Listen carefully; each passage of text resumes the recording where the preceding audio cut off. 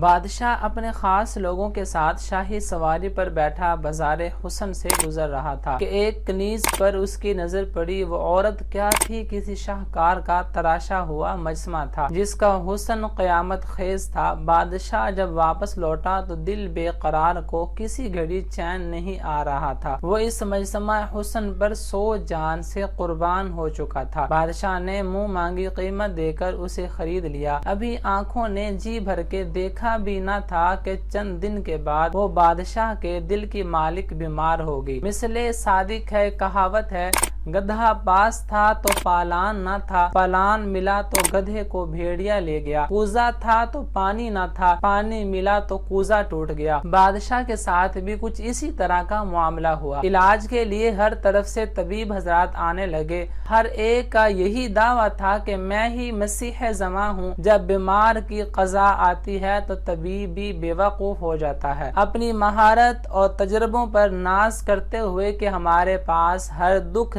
درد کی تیر بہدف دوا ہے۔ انشاءاللہ کسی بھی حکیم طبیب نے نہ کہا۔ ان کا کوئی علاج بھی کارگر ثابت نہ ہوا اور مرض بڑھتا ہی چلا گیا۔ طبیب حضرات اپنے اپنے نسخے آزما چکے، چاند سے چہرے کی رونق کم سے کم ہوتی جا رہی تھی۔ اب بادشاہ کو رجوع اللہ کے سوا کوئی چارہ نظر نہ آیا۔ فوراً ننگے سر ننگے پاؤں خانہ خدا کی طرف بھاگا، سر سجدے میں رکھ کر خوب رویا۔ سجدہ بادشاہ کے آنسوں سے تر ہو گئی۔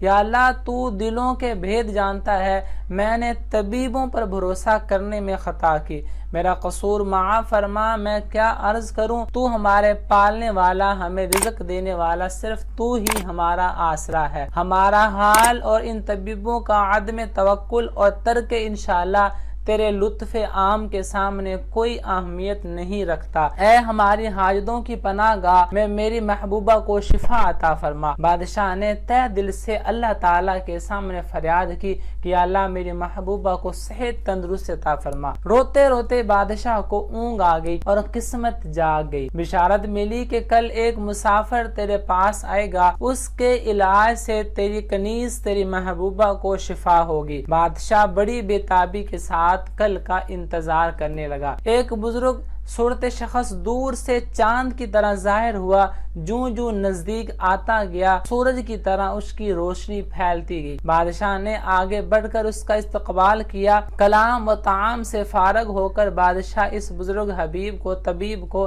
اس حکیم کو محل کے اندر لے گیا۔ طبیب نے مریضہ کو چہرے کی رنگت اور نبض دیکھی، بیماری کے علامات اور اسباب کے متعلق غور کیا۔ سب کچھ دیکھ کر سن کر دل میں کہا کہ اس مریضہ کو، اس کنیز کو کوئی بھی مرض لاحق نہیں ہے۔ جسمانی طور پر یہ بالکل فٹ ہے، اسے کوئی مرض نہیں ہے، بلکہ اس کا جو مرض ہے وہ عشق ہے، یہ عشق کی مرض ہے۔ یہ معلوم کر لینے کے بعد طبیب نے بادشاہ سے کہا کہ میں بیمار سے علیحدگی میں، تنہائی میں گفتگو کرنا چاہتا ہوں۔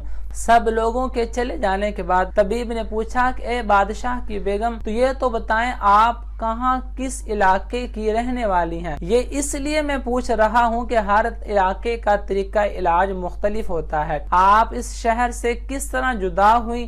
یہ کہہ کر مریضہ کی نبض پر ہاتھ رکھ لیا۔ کسی کے پاؤں میں کانٹا چبھ جائے تو اسے نکالنے کے لیے کتنی کاوش کرنا پڑتی ہے۔ پاؤں زانوں پر رکھ کر سوئی کے سرے سے کانٹے کا سر معلوم کرتے ہیں، جب نہ ملے تو اسے لب سے تر کرتے ہیں۔ جب پاؤں کا کانٹا ایسا دشوار ہوتا ہے نکالنا تو دل کا کانٹا معلوم کرنا کتنا مشکل ہوگا۔ کنیز نے اپنی داستان غم بیان کرنا شروع کر دی۔ پہلے اپنی سہیلیوں اور رشتہ داروں کے متعلق بتایا اور ان کے ذکر سے اس لونڈی کا، اس کنیز کا کوئی رنگ نہ بدلا، اس کے نبض میں کوئی تغیر، کوئی تبدیلی واقع نہ ہوئی۔ اسی طرح وہ ہر شہر، ہر گھر کا ذکر کرتی رہی، جہاں جہاں اس کی زندگی گزری، جہاں اس نے اپنی بچپن گزارا، جہاں سے بڑی، سب کچھ وہ بیان کرتی رہی۔ جب کنیز نے سمرقند میں آنے کے متعلق ذکر شروع کیا تو سمرقند کا نام لیتے ہی اس کے دل سے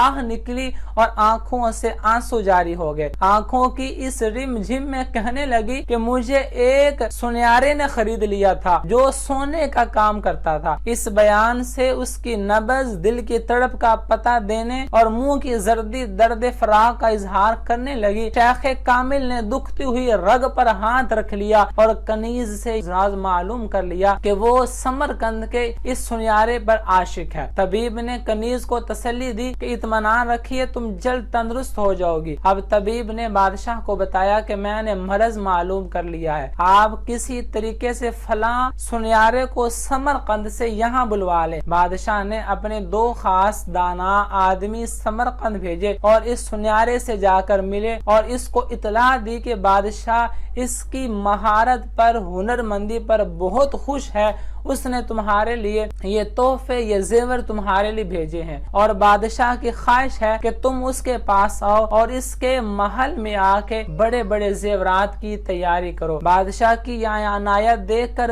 سنیارا بہت خوش ہوا، اسی وقت اپنا سب کچھ چھوڑ کر ان کے ساتھ جانے کے لیے تیار ہو گیا۔ سمرقند کا وہ سنیارا جب محل میں پہنچا تو بادشاہ نے اٹھ کر اس کی تعظیم کی اور حکم جاری کیا کہ تم بے فکری کے ساتھ ہمارے پاس رہو، بادشاہوں کے لائق سونے کے زیورات اور برتن تیار کرو۔ چنانچہ وہ بادشاہ کے دربار میں رہتے ہوئے سنیارے نے بڑی خوشی اور دلجمی کے ساتھ اپنے کام کا آغاز کر دیا۔ بادشاہ نے اس کے کام کو دیکھ کر خوش ہوا اور کہا کہ میں تمہارے کام سے بہت خوش ہوں اور اس کام کے صلے میں میں اپنی لونڈی، اپنی کنیز تمہیں عطا کرتا ہوں۔ چنانچہ وہی کنیز جو اس سنیارے کے جدائی میں پہلے سے سوکھ کر کانٹا ہو گئی تھی اسے دے دی گئی۔ جب کنیز جب اپنے دل ربا کے پاس پہنچی، کنیز نے اپنے عاشق کو دیکھا، اس کے پاس پہنچی، اس کا دکھ درد سب جاتا رہا۔ دیکھتے ہی دیکھتے وہ چند ماہ میں صحیح سلامت ہوگی، اس کا کھویا ہوا روح پھر دوبارہ واپس آ گیا۔ اب طبیب کامل نے ایک ایسا شربت تیار کیا تو وہ شربت اس سنیارے کو پلایا گیا کہ جس کے پینے کی وجہ سے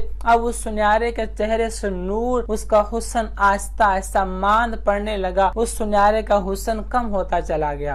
کنیز نے جب اس کی بیماری دیکھی، اس کا حسن کم ہوتا دیکھا، اس کنیز کے دل سے سنیارے کی محبت بھی آہستہ آہستہ جاتی رہی، آنکھیں اندر کو گھس گئی، چہرے کی سرخی جاتی رہی۔ یہ حالت دیکھ کر کنیز کی محبت بھی رفتہ رفتہ کافور ہو گئی۔ اب وہ کنیز عشق کی بیماری سے شفا پا گئی۔ اس کنیز کی محبت محض صورت پرستی تھی، صرف اور صرف حسن پر تھی، اسی لیے صورت کے بگڑنے سے آہستہ آہستہ وہ محبت، وہ عشق بھی ختم ہو گیا۔ جو عشق صرف رنگ و روپ کی خاطر ہوتا ہے وہ دراصل عشق نہیں بلکہ فسق ہوتا ہے۔ اس ترکیب سے طبیب نے کنیز کے مرض کا علاج کیا اور اسے تندرست کر کے بادشاہ کے دل کا چین بنا دیا، بادشاہ کی آنکھوں کا تارا بنا دیا۔ دوستو، اگر آپ کو ہماری یہ ویڈیو پسند آئی ہے تو ضرور لائک کریں، شیئر کریں، ہمارے چینل کو ضرور سبسکرائب کریں اور مزید ایسی ویڈیوز حاصل کرنے کے لیے بیل آئیکن کو پریس کرتے ہیں۔ ملتے ہیں اگلی ویڈیو کے اندر۔ اللہ حافظ۔